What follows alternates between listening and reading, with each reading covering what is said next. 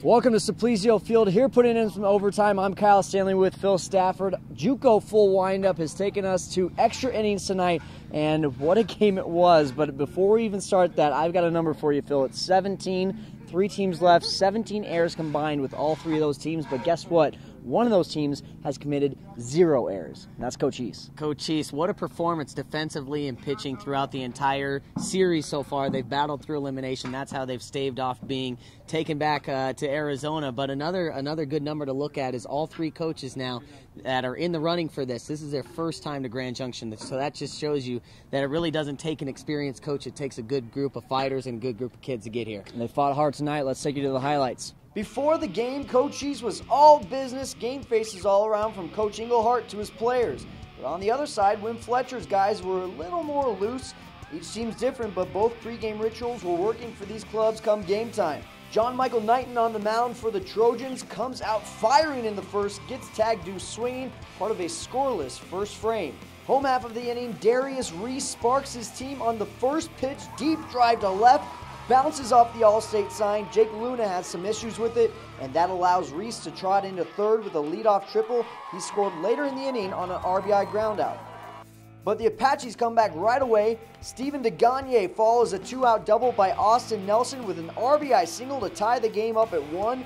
Looked like it was going to be close at home, but the throw was cut off.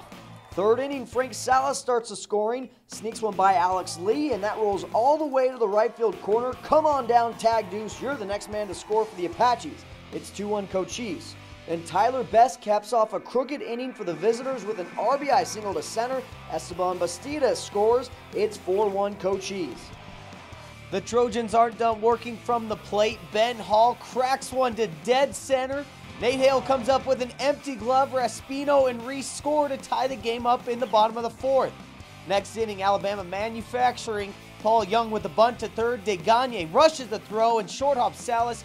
Young is safe and Reinhardt advances from first to third.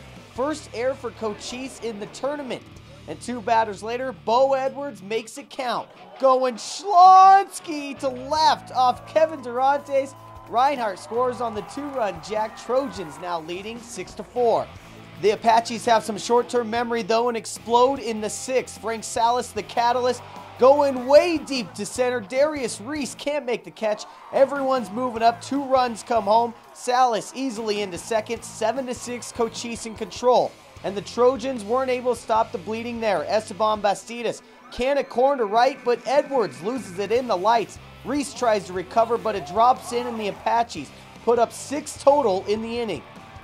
But the way this one was going, you knew it was far from over. B.J. Martin caps off a 3-run 7th with a run-scoring single, and suddenly we are back to a 2-run game. The Apaches carry a 4-run lead into the 9th inning, but that depletes quickly. Blaine Miller keeps this one fair down the left field line, scores 1, and the tying run is now on third. Coach Englehart was hoping to save Stephen Neymar for the championship game tomorrow, but desperate times call for desperate measures. Neymar gets Ryan Raspino to fly out to right, but is it deep enough to score Ryan Smith from third? It sure is, and we have ourselves a tie ball game. 1 batter later, Ben Hall has a chance to be the hero, but Neymar gets him to strike out. 2nd straight time that Hall has K'd with the tying run in scoring position. So when it came down to the same situation in the bottom of the 11th, Coach East put Darius Reese on to get to Hall. But this time, he didn't disappoint. Little blooper over the head of Austin Nelson falls, and the Trojans come back from the dead to defeat the Apaches. Coach Win Fletcher couldn't be more proud of his boys. I didn't have to do anything.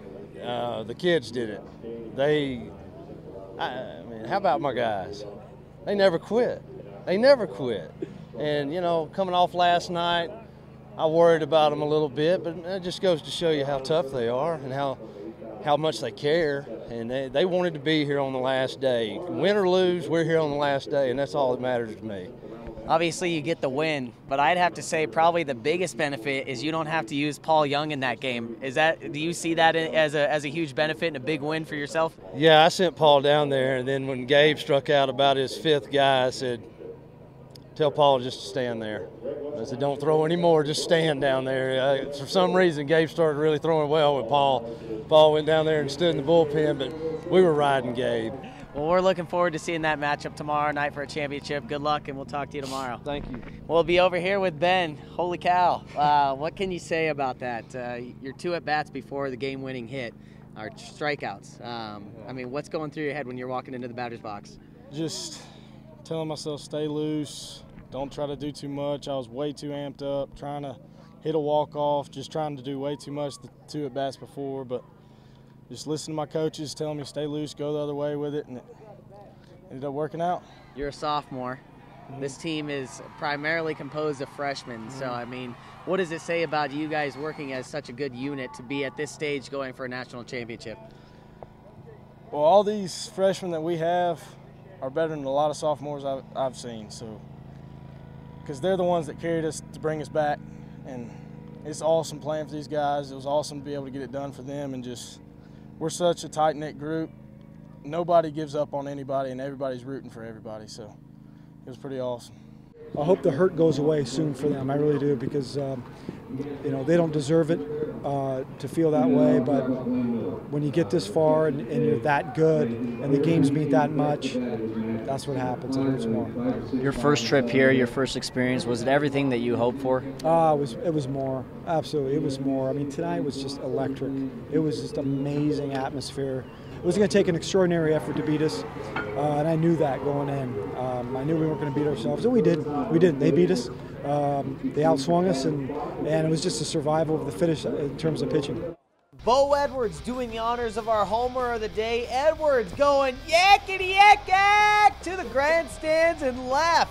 2-run homer gave the Trojans the lead in the 5th. They went on to win it, and they'll be playing for their first title in school history.